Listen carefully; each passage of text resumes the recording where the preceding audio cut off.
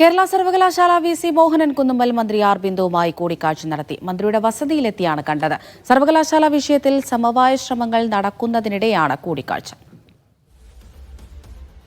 വിജിൻ വായാന്തോട് വിവരങ്ങൾ നൽകും. വിജിൻ, എപ്പോഴായിരുന്നു ഈ കൂടിക്കാഴ്ച? നേരത്തെ നമ്മൾ പറഞ്ഞതാണ് ഒരു സമവായ നീക്കത്തിലേക്കൊക്കെ കടക്കുകയാണല്ലോ കാര്യങ്ങൾ. തീർച്ചയായും അമൃത, അങ്ങനെ തന്നെയാണ്. സമവായ നീക്കം കൂടുതൽ ശക്തിപ്പെടുന്നു എന്നുള്ളത് തന്നെയാണ് നിലവിൽ ഇപ്പോൾ വരുന്ന വിവരങ്ങൾ പ്രകാരം മനസ്സിലാക്കാൻ കഴിയുന്നത്. നേരത്തെ ആർ ബിന്ദു വാർത്താ സമ്മേളനം നടത്തുന്നതിന് തൊട്ടു മുമ്പാണ് മന്ത്രിയുടെ ഔദ്യോഗിക വസതിയിൽ വി.സി. മോഹനൻ എത്തിയത്. അദ്ദേഹവും മന്ത്രിയുമായും ചർച്ച നടത്തി.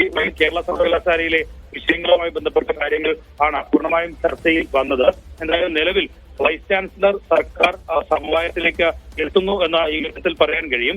നേരത്തെ മന്ത്രി വിളിച്ചതനുസരിച്ചാണ് അദ്ദേഹം സർവകലാശാലയിൽ എത്തുകയും ഫയലുകളിൽ ഒപ്പിടുകയും ചെയ്തത്. വാർത്താ സമ്മേളനത്തിലും അദ്ദേഹം വ്യക്തമാക്കിയത് തന്റെ മുന്നിൽ വന്ന 1538 ഫയലുകൾ പൂർണ്ണമായും താൻ ഒപ്പിട്ടിട്ടുണ്ട് എന്നാണ് വ്യക്തമാക്കിയത്. ഇതുവരെയുള്ള ഫയലുകളെല്ലാം ഒപ്പിട്ട് കഴിഞ്ഞ കാര്യവും വ്യക്തമാക്കിയിരുന്നു. എന്തായാലും സർവകലാശാലയിൽ 20 ദിവസത്തിന് ശേഷമാണ് മോഹനൻ കുന്നുമ്മൽ എത്തിയത്.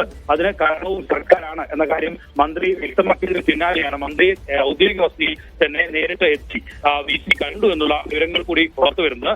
ഇനി മറ്റ് സർവകലാശാലകളെയും കേരള സർവകലാശാലയിലും നിലനിൽക്കുന്ന വിഷയങ്ങൾ പരിഹരിക്കാൻ ഗവർണർ 20-ന് എത്തുന്നതോടുകൂടി ഗവർണറെ നേരിട്ട് മന്ത്രിമാർ തന്നെ കാണാൻ തീരുമാനം എടുത്തിട്ടുണ്ട്. അതാണ് മന്ത്രി വാർത്താ സമ്മേളനത്തിൽ സൂചന നൽകുകയും ചെയ്തത്. എന്തായാലും അങ്ങനെ ഒരു പൂർണ്ണമായ സർവകലാശാലകളിലെ പ്രതിസന്ധി പരിഹരിക്കുന്ന നിലയിലേക്ക് കാര്യങ്ങൾ എത്തുമോ എന്നുള്ളതാണ് എനിക്ക് കണ്ടറിയേണ്ടത്.